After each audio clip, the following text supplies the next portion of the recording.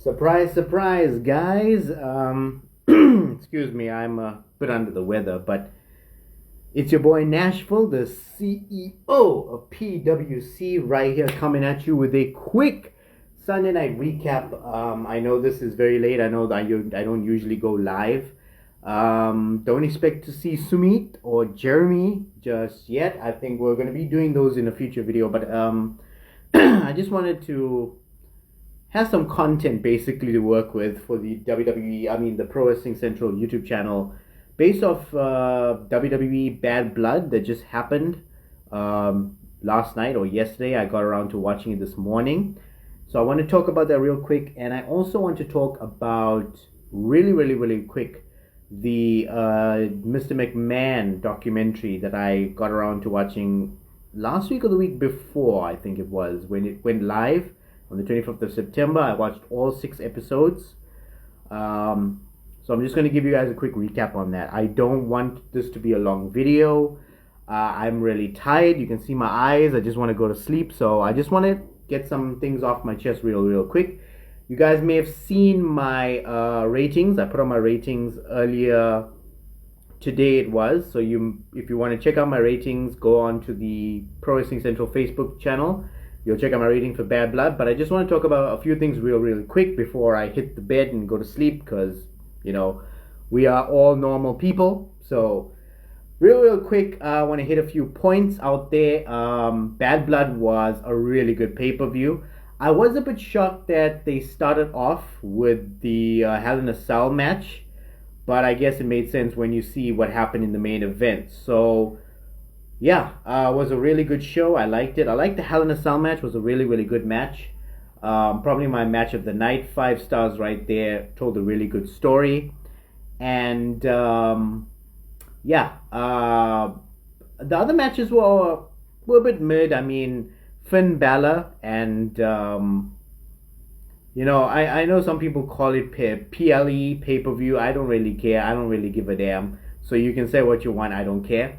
So let's go for it. The other matches were a bit mid, I'd say. Finn Balor, Damian Priest was alright. Furthered the storyline. Same thing with Bayley and Nia Jax. It furthered the storyline with her and Tiffy time. And then we had the... what other matches did we had before the main event? Oh yeah, Rhea Ripley and Damian Priest. Yes, I am very sleepy. I am tired. I have no time to talk to anyone or anything. I just want to get this recap out there so that we have some time, some content to work with on the channel, guys. So, I'm supposed to have some content, but my guys cannot jump on. So, this is what we got to work with. So, yeah, and I am going to talk about the Oldberg segment just to piss off some people in the comment section. We had Oldberg... I don't know what the point of that was. I know it was Atlanta, Georgia. I know that's his hometown. It makes sense. But, I really don't understand the point of that segment other than to announce the... I am excited that they're doing the champion versus champion thing at Crown Jewel and not at Survivor Series. T-shirt battles out of the window. So, it is what it is. SummerSlam was great because of the camel toe. We did not get no camel toe tonight, so I know some people are upset about that, but, it is what it is. And, overall it was a good pay-per-view. The Shark Cage was a bit hokey. I like the fact that Raquel Rodriguez had a comeback, basically, and she's not smiley, hurting face anymore, Miss Desperado. So that's good. She's got a serious character to work with, and bringing it back to the whole Raquel Rodriguez Dakota Kai storyline from NXT is a good tip of the hat over there. So yeah, good stuff. And in the main event, we had Cody and Roman versus Solo and Jacob, and it was a really good match. I love the storyline development that went into it. That I really enjoyed that salute that Cody did before he jumped off the top. That was a nice little tribute right there. And then, at the end, Jimmy returning and The Rock making his return left me with more questions than answers. And what left me with even more questions than answers was the whole post-show. I know you guys have seen the clip that went viral on social media with Kevin Owens attacking Cody Rhodes. I'm telling you, Cody probably said some stuff that made Kevin Owens want to turn heel, and that is why that's going to happen. But Cody is going to twist the story, twist the narrative to make it seem like Kevin is the heel, while Kevin's going to be trying to convince us that Cody's changed since WrestleMania. And I think that whole dynamic will play off, and then we're going to get Bullet Club Cody again, probably around WrestleMania. So, and also some people are happy. I also hope there will not be an Oldberg match. We've had enough of it. We've seen enough of it. After the Undertaker match, I don't want to see Oldberg in the ring in any way, shape, or form. I liked how Dominic Mysterio was treated like a piñata, so I'm with the commenter on that one. And yes, Kevin Owens, the prize fighter, is back. Kevin Owens is always better as a heel than as a face, so I am super happy about that. And I just have more questions than answers coming out of Bad Blood, but that's a good thing because there's going to be storyline continuity. I see OG Bloodline versus New Bloodline coming, and probably Bullet Club is coming in. I mean, you got Guerrillas of Destiny there, you got AJ there, you got Finn Balor there. They could do the Bullet Club sometime next year if they wanted to. So they just gotta let storylines play out, weave their way out into the oceans, and then you can have the Bullet Club coming back together. So I don't know what happened with AJ Styles. I know there was an injury angle. I hope it's an angle and not a shoot. So that was good. Oh, there was a ladder match on SmackDown. How can I not talk about that? Me being a ladder match connoisseur. That was good. I loved and I enjoyed the ladder match. You guys had to know that was coming at some point. So yeah, all in all, a great pay-per-view, and I'm looking forward to seeing how the storylines play out. It's going to be very interesting now that the lights of the road to WrestleMania are starting to light up.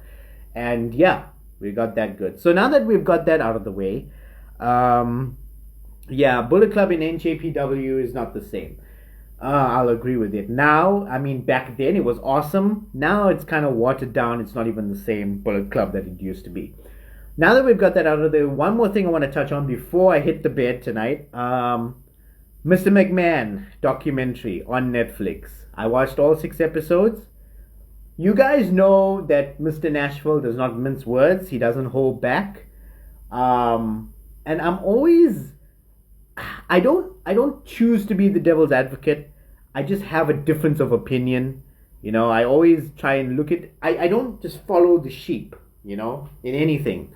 I sit back, I look at it from a different perspective, and then I analyze for myself, and I decide for myself without other people telling me how I should think or feel about certain things.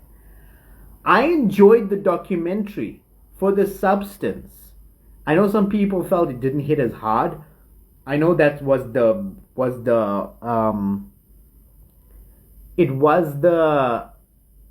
sort of the premise, I guess you could say, of the documentary based on the teaser, the trailer that we saw. I did see a couple of videos that were sent to me by Sumit, one of our PWC resident analysts, about the whole Stephanie McMahon, Vince McMahon thing, and then how Stephanie talked about it, not just in the documentary, but in previous videos about how Vince McMahon had the idea of him basically committing incest with his own daughter Stephanie and having that as a storyline.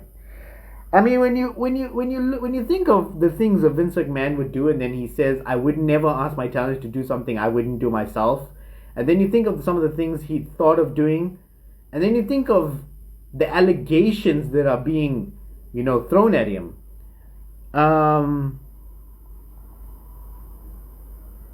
Vince McMahon, Mr. McMahon, the character, was Vince McMahon with the volume turned down, whereas Vince McMahon, the person, was Vince McMahon with the volume turned all the way up. And for the lack of a better term, his ass cheeks spread as far wide as they could. I mean, I can't imagine people actually puckered up. I mean, William Regal actually had his face shoved in there. And then you read some of the allegations being thrown against Janelle. Yeah, let's not go into there. Getting back to the documentary, I liked it. I enjoyed it for what it was. It was almost like a revisionist history of the WWF more than it was about Vince McMahon. it had to be about Vince McMahon because Vince McMahon was the man behind the WWF, getting from being this regional promotion to an international juggernaut. But it was more like a recap of the WWF to WWE through the WCW, Monday Night Wars, through the Golden Era, through the Ruthless Aggression. They didn't cover the Ruthless Aggression era much. There was a slight mention of the Benoit, tragedy in inverted commas. Everyone knows I have my own theories on that. We're not going to go into that right now. But yeah, it was a good documentary. I would recommend that documentary for casuals or for people who want to know more about WWE. I have a theory though as to why that documentary was aired. Because if we all know as wrestling fans that Raw is moving to Netflix and pay-per-views are going to be on Netflix next year. So that was like basically prepping casual fans for the WWE content that's going to be airing on Netflix. That's how I look at it. That's what I theorize it as. That's what it was. It was a recap. I liked it. I enjoyed it as a wrestling fan. Vince McMahon is a chutia. There, I said it. And it was good. It was what it was. I liked it. I enjoyed it. If you haven't watched it, I recommend that you do. And that's all I got to say about that. So, guys, thank you very much. This was really quick. I just wanted to get this out there, get all this off my chest. I was supposed to do this with some of my Major Players brethren. They are joining me in the comments, but I have no time right now to chat. I need to hit the bed. I'm tired as AF. So, yeah, I just wanted to get this all off my chest. And you will see videos with your boy Nashville, with the legal bald eagle Jeremy, and with our local legal analyst himself, Sumit. He will join us. And from myself, the CEO of PWC, your boy Nashville, we will catch you guys soon. Oh, before I go off air, one last announcement. There will be one last watch-along coming this year, November 2nd, 2024. November 2nd, 2024, right here on the Pro Wrestling Central Instagram channel. We're having our final watch-along of 2024. WWE Crown Jewel. I don't know why I'm saying WWF. I'm really sleepy. WWE Crown Jewel. We're going to see champion versus champion, women's and men's, women's world champion, WWE women's world champ or women's champion, world heavyweight champion, and WWE undisputed champion. Going to be clashing for the belt, the Crown Jewel belt. Looking forward to it. It will be a watch-along. I'm sure Sumit will join me for that. Probably the legal bald eagle Jeremy will join me for that. So I'll see you all guys right there and then. Maybe we'll do a video before then. But until then, until I see you guys down the road, I have only one thing to say, and that is peace and chicken grease.